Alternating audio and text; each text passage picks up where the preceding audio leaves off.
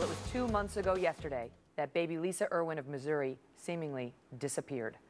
This is her parents make a shocking decision to end all prayer vigils outside of their home on the 2-month anniversary of her disappearance.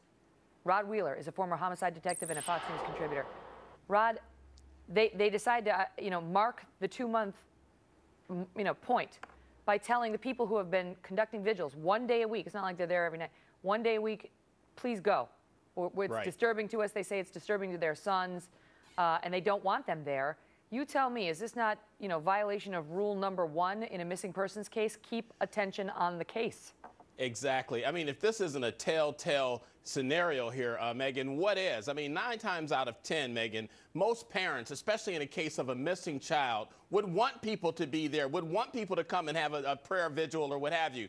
These folks are saying, it's time to move on with our lives. Get out of my driveway, get out of my yard and move somewhere else. What does that tell you, I wonder? And I'll tell you what it tells me as a homicide investigator. It tells me that the Kansas City Police Department have been correct in focusing on these 2 people. I mean, and I'm talking the mother and the stepfather here. I guess they say that it's bothering they have a 6-year-old and an 8-year-old boy, and that it's disturbing. They don't understand, what are these people doing out there? I don't know. Is there an argument to be made that that's legitimate, that the sons maybe really are disturbed, and maybe these parents want to stop obsessing over the disappearance of their child?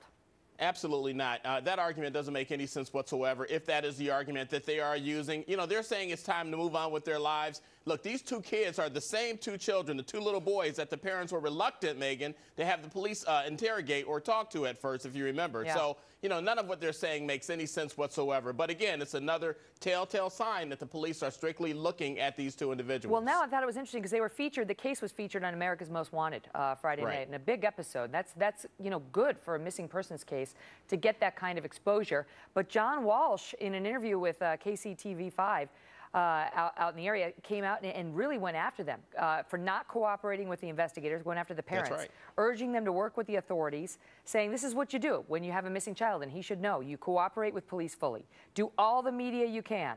And if they had nothing to do with their daughter's disappearance, they need to be the face of this baby, saying you're there every day at the police station saying, what can I do? What can I do?